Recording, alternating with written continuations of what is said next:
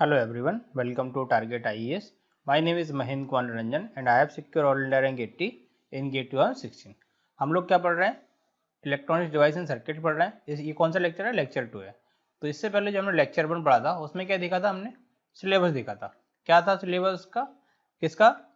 Gate का and ES का। ठीक है, इंजीनियरिंग सर्विस का एंड गेट का, दोनों का देख लिया था हमने सिलेबस। दोनों के बीच में क्या डिफरेंस है दोनों चेक कर लिए थे। क्या क्या एक्स्ट्रा ईएस में पढ़ना पड़ेगा जो गेट में नहीं है, वो सब हम उस पर बात कर चुके हैं ऑलरेडी। और उसके बाद हमने क्या देखा था? उसका बेसिक्स ऑफ इलेक्ट्रॉनिक्स देखा था, यानी इलेक्ट्रॉनिक्स की डेफिनेशन क्या होती है, इलेक्ट्रिकल एंड इलेक्ट्रॉनिक्स में डिफरेंस क्या होता है, एंड हमको electronic device and circuit subject पढ़ना क्यों है, क्यों इसकी जरूरत पड़ रही है। ठीक है, उसका हमने कितने टाइप के देख लिए थे एलिमेंट जो होते हैं। एक एक्टिव एलिमेंट होते हैं, एक पैसिव एलिमेंट होते हैं। एक्टिव एंड पैसिव में क्या डिफरेंस होता है कि एक्टिव जो एक सोर्स की तरह बिहेव करे, यानी कि जो एनर्जी को जनरेट करे, ठीक है, तो वो एक्टिव हो जाएंगे। और पैसिव जो एनर्जी को ऑब्जर्व करें, ऑब्जर्व करेंगे तो वो क्या हो जाएंगे? हमारे पैसिव एलिमेंट हो जाएंगे। ठीक है, तो हमने फिर उसके बाद देखा था कि डिवाइस का जो क्लासिफिकेशन किया गया वो कितने टाइप से क्या गया। एक तो एनालॉग डिवाइस, डिजिटल डिवाइस और एक मिक्स हो गया आपका। तो उन दोनों में डिफरेंस देख लिया था, दोनों के एडवांटेज एंड डिसएडवांटेज देख लिए थे, कौन कौन से डिवाइस में कौन सा यूज करना है, एनालॉग का हमको क्यों यूज करना है एंड डिजिटल का हमको क्यों यूज करना है। ठीक है, अलग अलग दोनों के एडवांटेज हैं, अलग अलग दोनों के डिसएडवांटेज हैं। तो उस सब पे हम बेसिक जो था हमारा ईडीसी का, उस पर हम बात कर चुके हैं। आज हम क्या, हमारा सब्जेक्ट जो है ओरिजिनल, हम उसको स्टार्ट करेंगे सीधा। क्या कि जो हमारा गेट का सिलेबस जहाँ से स्टार्ट होता है, तो सबसे पहला कौन सा टॉपिक है? Energy band diagram. ठीक है, ये गेट एंड आईईएस का दोनों यहीं से स्टार्ट होता है। क्या? एनर्जी बैंड डायग्राम देखेंगे। एनर्जी बैंड डायग्राम के अंदर हम देखेंगे कैसे एनर्जी बैंड बनता है, कैसे कोई हमारा एक एटम है वो कैसे उसका एक्साइटेड होता है, कैसे उसको दूसरी स्टेट में जाता है, तो कितना एनर्जी का डिस्चार्ज होता है, कितना एनर्जी जनरेट करता है, उस सब पे बात करेंगे हम। तो पहले हम देखेंगे कि हमारा कोई एक आइडियल पड़ा है एटम, तो उसका एनर्जी बैंड क्या होगा एंड कैसे उसको जो बैंड में कन्वर्ट होता है, एक एनर्जी डिस्क्रीट एनर्जी बैंड में कैसे कन्वर्ट होगी वो देखेंगे। उसके अंदर हम क्या पढ़ेंगे? इंसुलेटर पढ़ेंगे, कंडक्टर पढ़ेंगे, देन सेमीकंडक्टर भी मूव करेंगे। ठीक है, सबसे पहले हम क्या देखेंगे? Energy band diagram. तो अगर हम किसी अब एक एटम के बारे में पहले डिस्कस कर लेते हैं कि एटम के अंदर क्या क्या होता है एंड कैसे उसका एनर्जी लेवल डिसाइड होता है। ठीक है, तो कोई एक एटम ले लेते हैं, जैसे मान लो हाइड्रोजन ले लिया। अब हाइड्रोजन हमने एटम ले लिया, तो हाइड्रोजन में क्या होगा? एक इलेक्ट्रॉन होगा, तो एक उसका एनर्जी लेवल होगा, और एक जो हमारा ऑर्बिट होगा, ऑर्बिट के अंदर क्या होगा? इधर ये जो सेंटर में होगा वो क्या होगा? उसके अंदर न्यूट्रॉन होंगे एंड प्रोटॉन होंगे। एंड जो सर्किल होगा, सर्किल मतलब क्या है? ए एनर्जी लेवल इंडिकेट करता है, एनर्जी उसका। तो यहाँ पर क्या होगा? इलेक्ट्रॉन होगा। मान लो हाइड्रोजन की जगह हमने कोई दूसरा एलिमेंट ले लिया, दूसरा एटम ले लिया, जिसके अंदर क्या है? बहुत सारे इलेक्ट्रॉन प्रोटॉन है।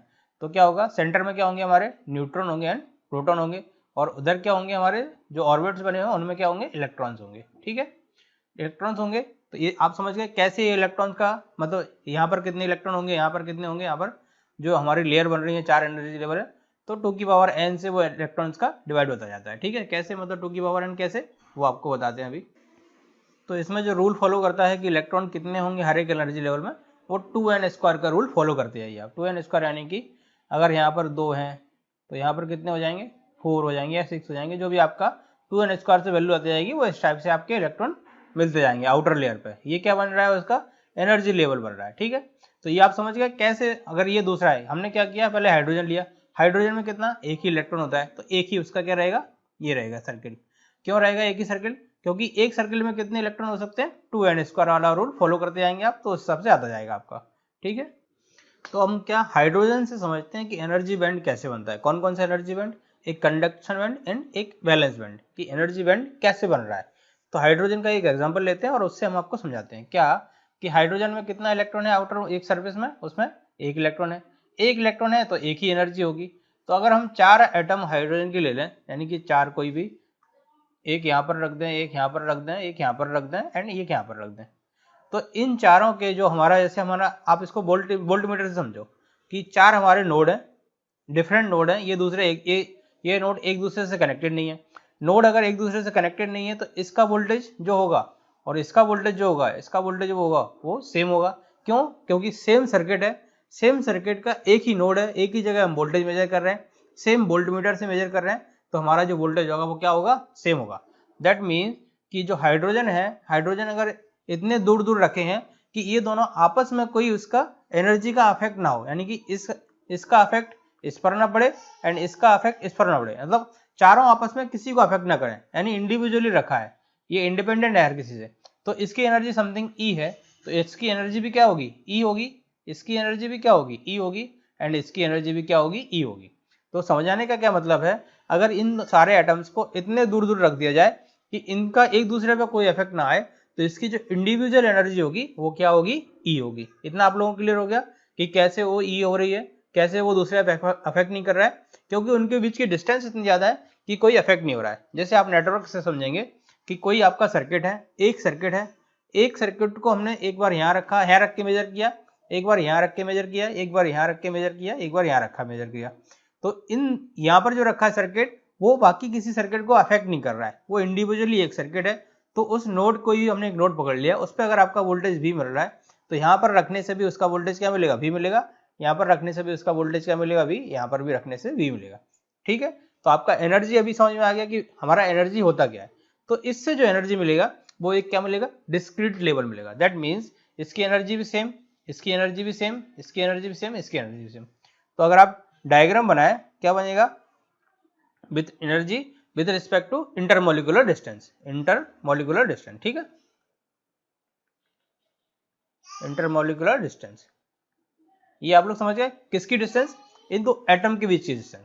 ये दो एटम की डिस्टेंस जो होगी वो क्या हो जाएगी, अगर बहुत ज्यादा है, अफेक्ट नहीं कर रहा है एक दूसरे, तो क्या आएगा, एक डिस्क्रीट लेवल आएगा, यानी कि कोई एक एनर्जी आएगी जो कि एक डिस्क्रीट लेवल आएगा। ठीक है, ये एनर्जी आ गई इसकी।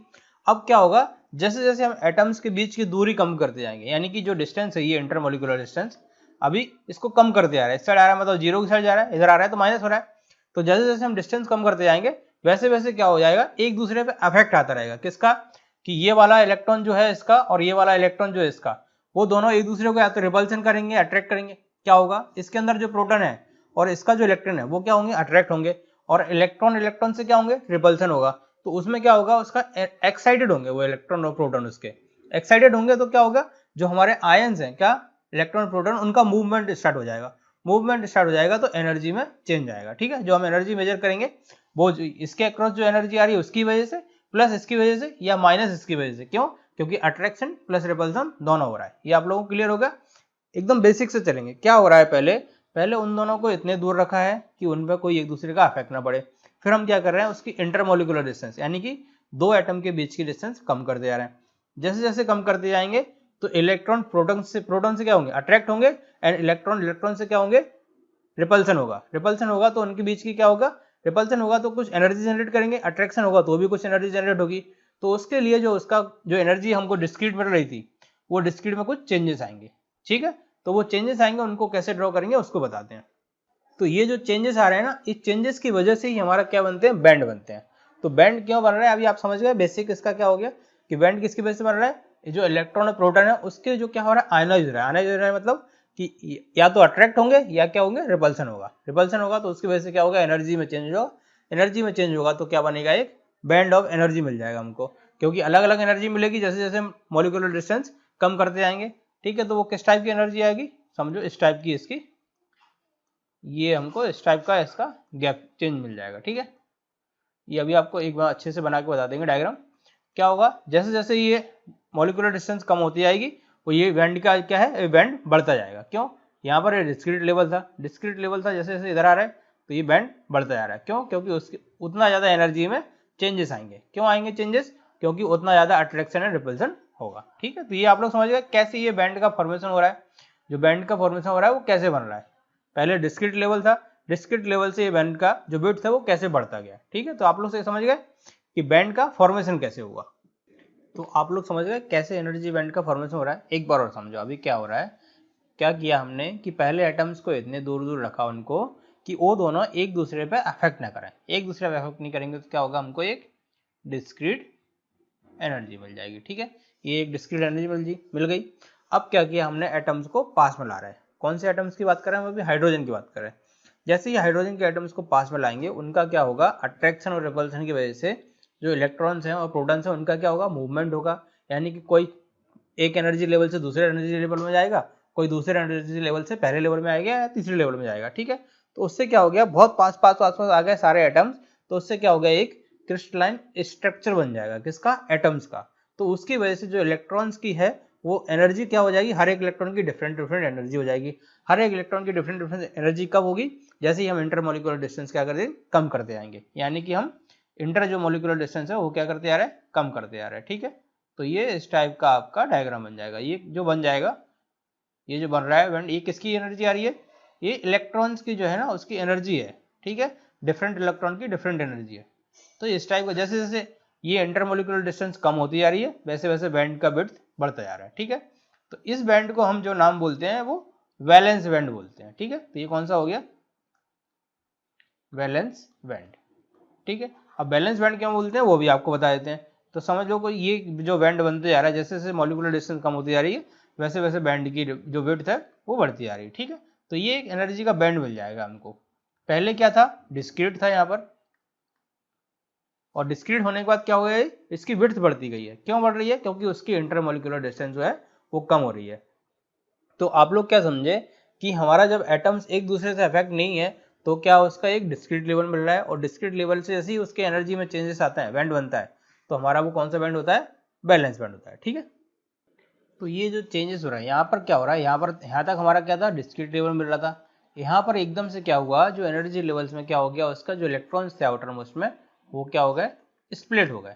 तो स्प्लिट होने की वजह से जो हमारा बैंड बनेगा, यानी कि जो इलेक्ट्रॉन्स हैं उनकी क्या एनर्जी में चेंजेस आ गए, एनर्जी में चेंजेस आ गए। जहाँ से इलेक्ट्रॉन स्प्लिट होना शुरू करेंगे उधर जो बैंड बनेगा उसको हम क्या बोलेंगे, बैलेंस बैंड बोलेंगे। क्यों बोलेंगे बैलेंस बैंड, क्योंकि जो हमारा उसके इलेक्ट्रॉन्स के अंदर जो बॉन्ड रहता है, किसका बॉन्ड, इलेक्ट्रॉन्स का जो बॉन्ड रहेगा, तो जो आउटर मोस्ट के जो आउटर मोस्ट ऑर्बिट के जो इलेक्ट्रॉन्स हैं वो क्या करेंगे, एक दूसरे के साथ क्या बना लेंगे, बॉन्ड बना लेंगे। तो उस बॉन्ड को हम क्या बोलेंगे, कोवैलेंट बॉन्ड बोलेंगे। ठीक है, यानी कि क्या हो गया, हमारा एक जैसे जैसे एटम्स की डिस्टेंस कम होती जाएगी, यानी कि इंटरमोलिकुलर डिस्टेंस कम हो रही है, तो पास में आते जा रहे हैं, पास में आते जा रहे हैं, तो उसकी वजह से क्या हो गया, एक एनर्जी बैंड का फॉर्मेशन होगा। उस एनर्जी बैंड को हम क्या बोलेंगे, बैलेंस बैंड बोलेंगे। और उधर क्या होगा, एक क्या बन जाएगा, हमारा क्रिस्टलाइन स्ट्रक्चर बन जाएगा। क्रिस्टलाइन स्ट्रक्चर दैट मीन्स कि वो जो इलेक्ट्रॉन है आउटर मोस्ट ऑर्बिट के, वो क्या कर लेंगे, उसमें एक कोवैलेंट बॉन्ड बना लेंगे, किससे, दूसरे एटम्स के इलेक्ट्रॉन के आउटर मोस्ट सरफेस से। जैसे आप हाइड्रोजन की बात कर रहे हैं हम, तो हाइड्रोजन में क्या है, एक ही इलेक्ट्रॉन है, और दूसरा एटम है उसके अंदर भी एक ही इलेक्ट्रॉन है। ये वाला इलेक्ट्रॉन, ये वाला इलेक्ट्रॉन इसके साथ क्या करेगा, एक बॉन्ड बना लेगा। वो बॉन्ड क्या करेगा, हमारा कोवैलेंट बॉन्ड कहलाएगा। ठीक है, तो कोवैलेंट बॉन्ड बना लिया, यानी कि क्या हो गया, वो अब हमारा कौन सी स्टेट में जाने की कोशिश करते हैं, ये लोग स्टडी स्टेट में जाने की कोशिश करते हैं सारे। तो क्या हो जाएगा, हमारा एक बॉन्ड बन गया, बॉन्ड बन गया, तो वो बॉन्ड कौन सा कहलाता है, कोवैलेंट बॉन्ड। ठीक है, तो अब इसमें देखने वाली बात क्या है कि जो ये इलेक्ट्रॉन है और इस वाले इलेक्ट्रॉन ने दूसरे एटम्स के साथ क्या कर लिया, बॉन्ड बना लिया। कौन सा बॉन्ड बना लिया, कोवैलेंट बॉन्ड बना लिया। यानी एक बार बॉन्ड बन गया इलेक्ट्रॉन का, तो क्या हो गया, वो इलेक्ट्रॉन हमारा फ्री नहीं है। फ्री नहीं है यानी कि अब वो मूव नहीं करेगा दूसरी किस पर, एनर्जी लेवल पर। दैट मीन्स इसमें क्या समझने वाली है एक बात, कि जो बैलेंस बैंड होता है वीवी, उसके अंदर क्या होगा कि जो इलेक्ट्रॉन्स हैं वो क्या रहते हैं, फ्री नहीं रहते। यानी कि जो मोबाइल मतलब एक एनर्जी लेवल से दूसरे एनर्जी लेवल पर नहीं जा पाएंगे। क्यों नहीं जा पाएंगे, क्योंकि वो ऑलरेडी किस में है, एक बॉन्ड में है, बॉन्ड बना लिया है, तो दूसरे से नहीं जा पाएंगे। जैसे आप किसी कंपनी में जॉब करते हो, जॉब करोगे, जब तक बॉन्ड आपका नहीं खत्म होगा तब तक आप मूव नहीं कर पाओगे। अगर आप पहले मूव करोगे तो आपको क्या, पेनल्टी पे करनी पड़ेगी, जितना आपका जो बॉन्ड आपने भरा हुआ है। ठीक है, तो क्या होगा, आपको जो समझने के लिए बताया बैलेंस बैंड में, कि इसमें क्या होगा, बैलेंस बैंड के अंदर जो इलेक्ट्रॉन्स हैं वो उनके अंदर क्या रहेगा, जो आउटर मोस्ट के, वो क्या एक बॉन्ड में रहेंगे, बॉन्ड में रहेंगे। दैट मीन्स वो फ्री नहीं है। फ्री कहाँ नहीं है, दूसरी एनर्जी लेवल पर जाने के लिए। ठीक है, तो बैलेंस बैंड के अंदर क्या होगा, हमारा कोई मूवमेंट नहीं होगा। ठीक है, तो ये बैलेंस बैंड बन गया। इस बैंड के अंदर क्या हो गया, इलेक्ट्रॉन ने बॉन्ड बना लिया, एक क्रिस्टलाइन स्ट्रक्चर बन गया। जो बॉन्ड होगा वो कौन सा होगा, कोवैलेंट बॉन्ड होगा। ठीक है, तो अभी तक हमने क्या देख लिया है कि बैलेंस बैंड के अंदर क्या रहते हैं, हमारे इलेक्ट्रॉन्स एक बॉन्ड में रहते हैं। उस बॉन्ड को हम क्या बोलते हैं, कोवैलेंट बॉन्ड। यानी कि उसमें क्या होते हैं, इलेक्ट्रॉन्स हमारे फ्री नहीं होते हैं। बस इतना आप लोग समझ गए तो आपका बैलेंस बैंड का फंडा एकदम क्लियर हो गया। यानी कि जब भी आपको बोला जाए कि इलेक्ट्रॉन्स फ्री नहीं है, इमोबाइल है, तो आपको क्या समझना है, बैलेंस बैंड है। और बैलेंस बैंड की बात करें तो आपको समझना है कि इलेक्ट्रॉन्स क्या है, फ्री नहीं है। ठीक है, अब हम समझ लो कि हमारा क्या है, इधर इलेक्ट्रॉन्स किसमें, एक बॉन्ड में है। तो उस बॉन्ड को हमको तोड़ने के लिए क्या करना पड़ेगा, एक एनर्जी देनी पड़ेगी।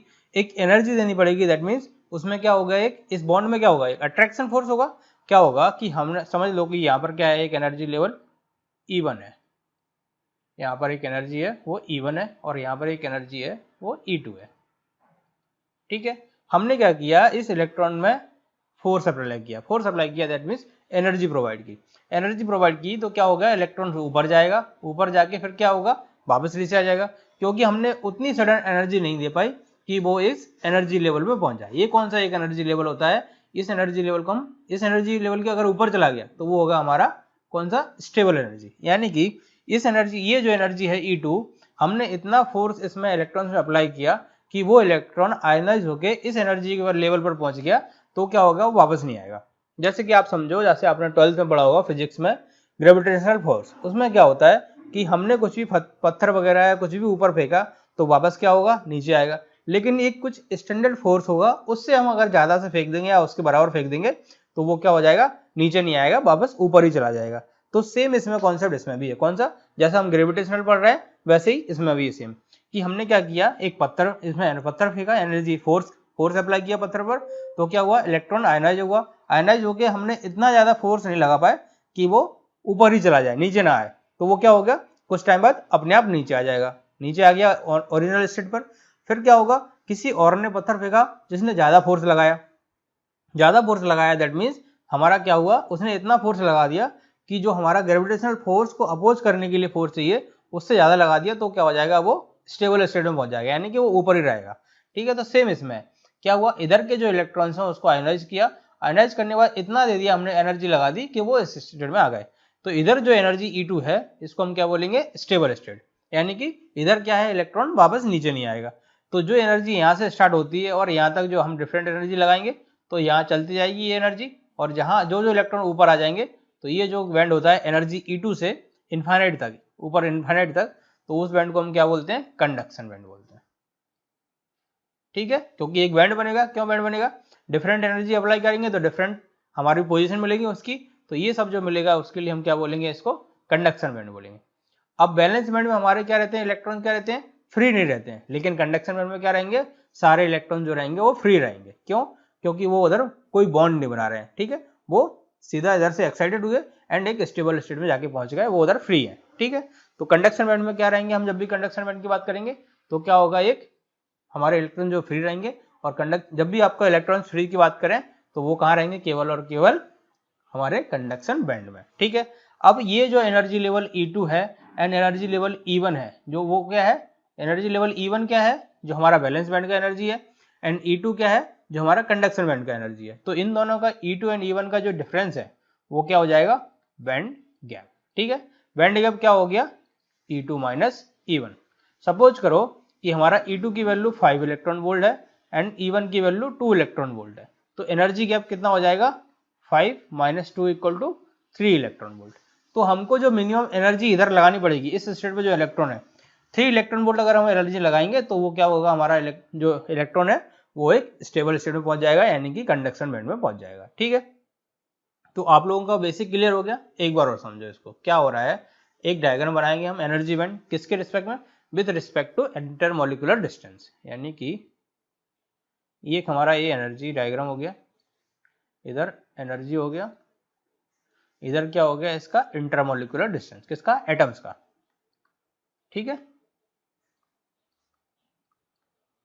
पहले क्या हो रहा है, डिस्टेंस ज्यादा है, डिस्टेंस ज्यादा है तो क्या मिलेगा हमको, एक डिस्क्रीट लेवल मिलेगा। ठीक है, डिस्क्रीट लेवल मिल गया, हमने क्या किया, डिस्टेंस उसकी कम करते गए, कम करते गए तो क्या होगा, जो इलेक्ट्रॉन है वो उसके किसके, एटम के आउटर स्टेट वाले, वो क्या होंगे, रिपल्सन और अट्रैक्शन फोर्स लगेगा उन पर, रिपल्सन और अट्रैक्शन फोर्स लगेगा तो क्या होगा, उसके अंदर एक जो आयन है, वो इलेक्ट्रॉन प्रोटॉन्स है, वो क्या होंगे, उसके एनर्जी में चेंजेस होगा।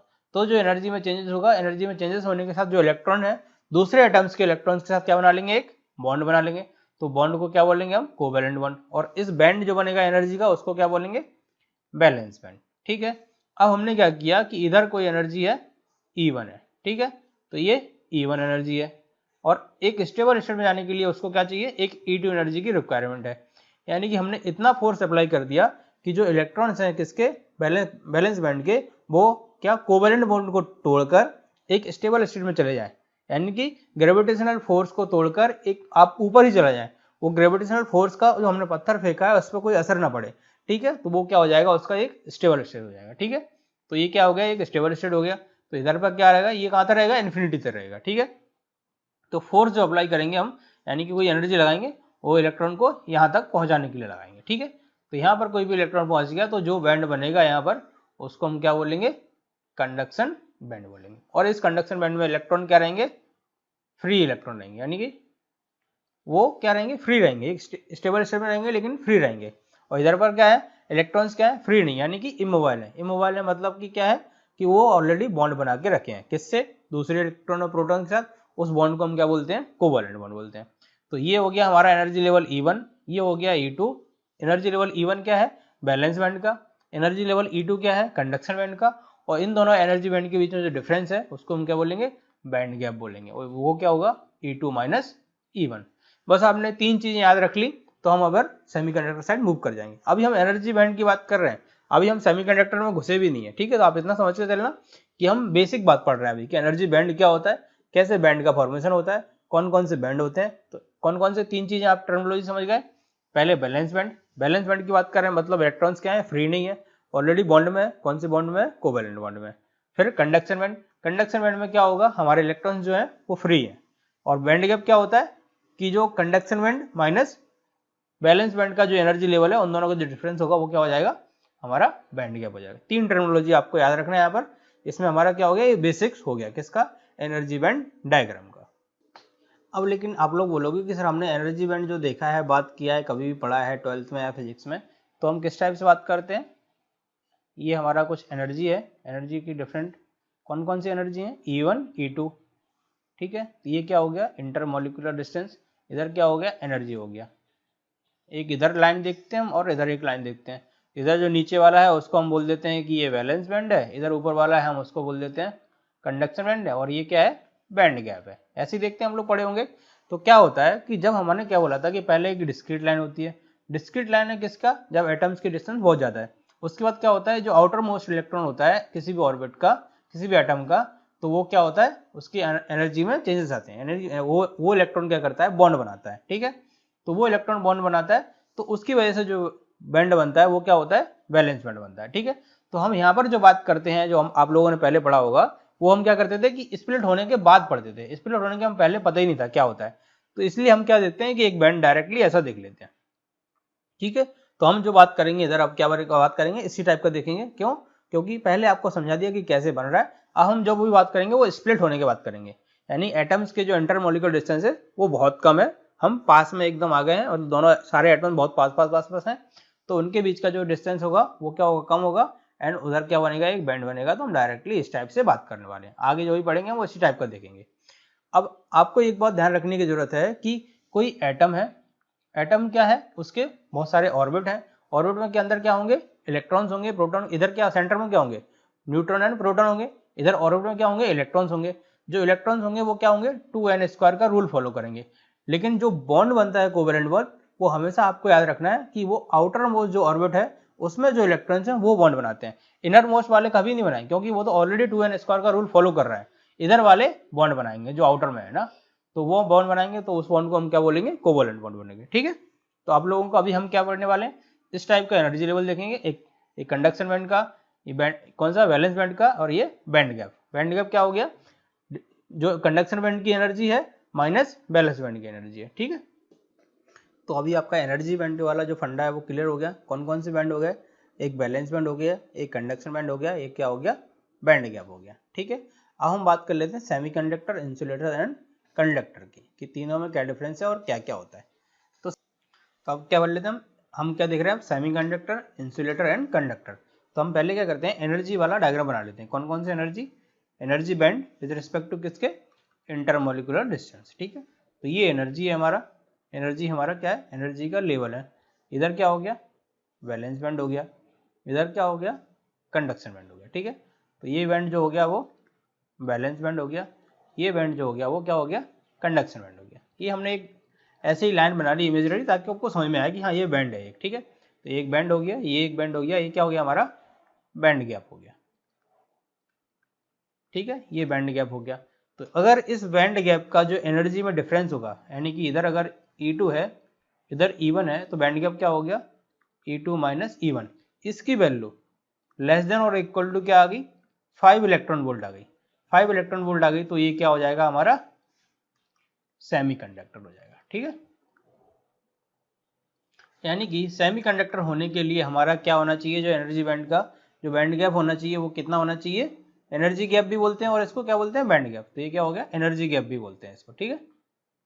एनर्जी गैप कितना होना चाहिए, लेस देन और इक्वल टू 5 इलेक्ट्रॉन वोल्ट होना चाहिए, ठीक है। ये आप लोगों को समझ में आ गया कैसे हो गया, ठीक है। तो ये क्या हो गया, हमारा सेमीकंडक्टर हो गया। सेम अगर हम इंसुलेटर की बात करें, सेकंड हमारा क्या है, इंसुलेटर। तो इंसुलेटर में हमारा क्या होगा कि जो एनर्जी बैंड है, इधर कौन सा हो गया बैंड, बैलेंस बैंड। इधर कौन सा बैंड हो गया, कंडक्शन बैंड। ये क्या हो गया, एनर्जी। ये क्या हो गया, इंटरमोलिकुलर डिस्टेंस, ठीक है। और इसको हम बोलेंगे क्या, बैंड गैप। बैंड गैप और एनर्जी गैप, ठीक है।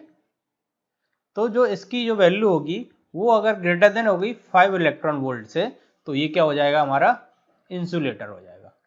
अब ये इंसुलेटर क्यों हो जाएगा, क्यों इंसुलेटर की तरह बिहेव करेगा, क्या होगा कि इलेक्ट्रॉन्स के अंदर एक प्रॉपर्टी होती है कि अगर हमने उसमें 5 इलेक्ट्रॉन वोल्ट से ज़्यादा एनर्जी अप्लाई कर दी तो वो क्या हो जाएगा, हीटअप हो जाएगा। हीटअप हो जाएगा एंड वो स्टेबल स्टेट में पहुंचेगा ही नहीं, और क्या हो जाएगा, पहले ही वो क्या मर जाएगा। क्यों मर जाएगा, यानी खत्म हो जाएगा।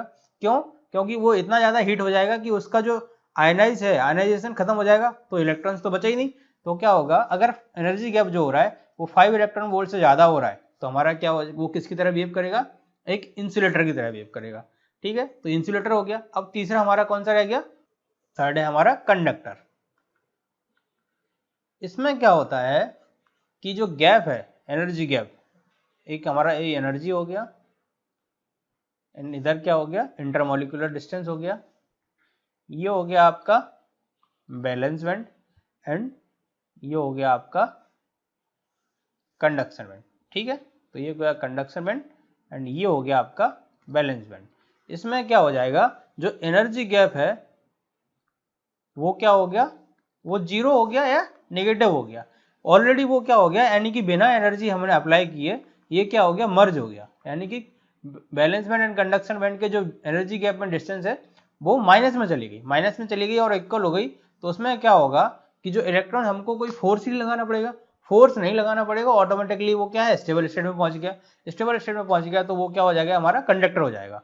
तो कंडक्टर एंड इंसुलेटर का हम यूज क्यों नहीं करते हैं कोई भी डिवाइस को बनाने में, क्या होता है, कंडक्टर का यूज करेंगे। कंडक्टर हमारा क्या है, उसमें ऑटोमेटिकली एनर्जी का लॉस हो रहा है। क्यों हो रहा है लॉस, जैसे आपको समझ लो कि आपको करंट का रिक्वायरमेंट नहीं, आपको फैन नहीं चालू करना है, चालू नहीं करना है, तब भी कंडक्टर का अगर हम यूज करके बनाएंगे तो क्या हो जाएगा, उसमें फिर भी करंट पास होता रहेगा, तो क्या होगा, लीकेज ऑफ करंट होगा, ठीक है। तो इसलिए कंडक्टर का यूज नहीं करते। और इंसुलेटर में क्या होगा, कभी करंट पास ही नहीं होगा, तो इसलिए हम इंसुलेटर का यूज नहीं करते, ठीक है।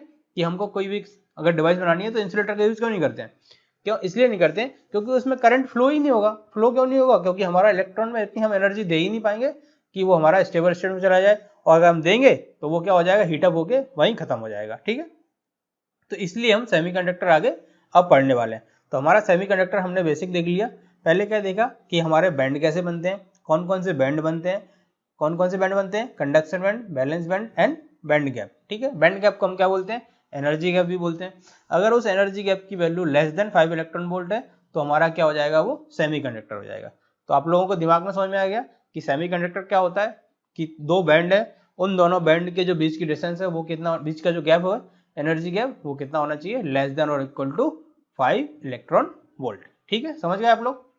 तो जो अभी तक आपको समझाया है कि semiconductor, insulation and insulator and conductor में क्या होता है। तो कंडक्टर में क्या होता है, कंडक्शन होता है, यानी कि वो तो ऑलरेडी कंडक्शन स्टेट में रहता है। क्यों, क्योंकि जो बैंड गैप होता है किसमें, conduction band and balance band में, वो नेगेटिव में होता है या जीरो होता है, ठीक है। तो ये कंडक्टर हो गया।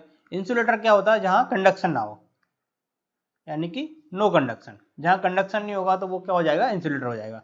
अब सेमीकंडक्टर में क्या होता है, सेमीकंडक्टर दोनों तरीके से बिहेव करता है, एक तो इंसुलेटर की तरह से, एक कंडक्टर की तरह से। क्या होता है, अगर जो टेम्परेचर है उसका, टेम्परेचर अगर लेस देन है 0 डिग्री केल्विन से, तो ये एक इंसुलेटर की तरह बिहेव करेगा। और अगर ये टेम्परेचर की वैल्यू ग्रेटर देन है 0 डिग्री केल्विन से, तो ये कंडक्टर की तरह काम करेगा, ठीक है। तो इसलिए हम इंसुलेटर का, सेमीकंडक्टर का यूज करके क्या इंसुलेटर भी बना सकते हैं एंड कंडक्टर भी बना सकते हैं। तो इसलिए ही हमारा क्या सेमीकंडक्टर टॉपिक जो है वो इम्पोर्टेंट है, और सेमीकंडक्टर का ही यूज करके हम आईसी का फैब्रिकेशन करते हैं। तो इस पूरे जो हमारा सब्जेक्ट है ईडीसी में, हम सेमीकंडक्टर से स्टार्ट करेंगे, यानी एनर्जी लेवल से स्टार्ट करेंगे एंड आईसी बनाएंगे। आईसी बनाने तक पूरा देख लेंगे कि आईसी का फैब्रिकेशन कैसे होता है।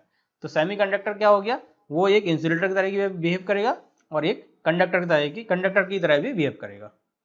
तो इससे क्या निकला कि जो सेमीकंडक्टर की जो वीआई कैरेक्टरिस्टिक्स होगी उसको हम क्या कर सकते हैं, कंट्रोल कर सकते हैं। यानी कि उसकी जो कैरेक्टरिस्टिक्स है वो किस टाइप की कंट्रोल्ड है, यानी कि हम अपने हिसाब से बोल सकते हैं कि या तो वो इंसुलेटर की तरह काम करे या फिर वो कंडक्टर की तरह काम करे। ठीक है, तो ये आप लोग क्या समझ गए कि सेमीकंडक्टर किसको बोलते हैं, कि वो इंसुलेटर एंड कंडक्टर दोनों की तरह काम करे और उसकी जो वीआई कैरेक्टरिस्टिक्स है उसको हम कंट्रोल कर सकें, यानी खुद से कंट्रोल कर सकें, तो वो क्या हो जाएगा, कंट्रोल कैरेक्टरिस्टिक्स हो जाएगी। ठीक है, अब इसी के साथ लगे हाथ एक टर्मिनोलॉजी को और बात कर लेते हैं, क्या बोलते हैं, डाइलेक्ट्रिक। डाइलेक्ट्रिक क्या होता है, डाइलेक्ट्रिक जो आप लोग समझते होंगे, क्या, डाइलेक्ट्रिक, इसमें लोग समझ रहे होंगे क्या होगा, प्लस माइनस, यानी कि किसका, पोलराइजेशन का हम बात कर रहे हैं। क्या हो गया, पोलराइजेशन का बात कर रहे हैं। पोलराइजेशन में क्या होगा, प्लस और माइनस होंगे, यानी कि क्या होगा, ऐसा इंसुलेटर, डाइलेक्ट्रिक क्या होता है, इंसुलेटर होता है जिसके अंदर क्या होगा, करंट पास नहीं होगा, करंट नहीं पास होगा। लेकिन कुछ इंसुलेटर क्या होते हैं, डाइलेक्ट्रिक की तरह बिहेव करते हैं। उसमें क्या होता है कि हम इलेक्ट्रिक फील्ड अप्लाई करेंगे तो उनके अंदर क्या होता है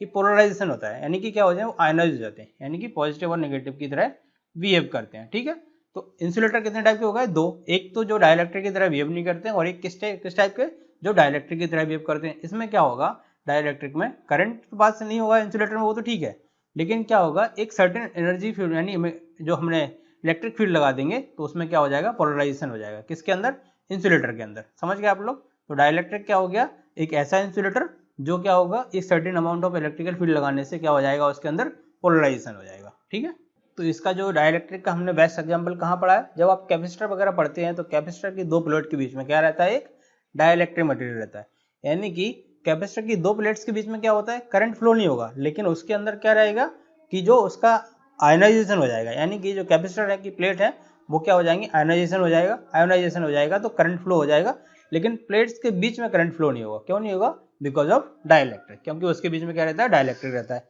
तो हम क्या क्या समझ लिए अभी, हमारा सेमीकंडक्टर क्या होता है, इंसुलेटर क्या होता है, कंडक्टर क्या होता है, डाइलेक्ट्रिक क्या होता है, डाइलेक्ट्रिक कौन सा मटेरियल होता है, इंसुलेटर मटेरियल होता है, लेकिन वो क्या होता है, उसमें एक certain amount of electric field लगाने से वो पोलराइजेशन हो जाता है।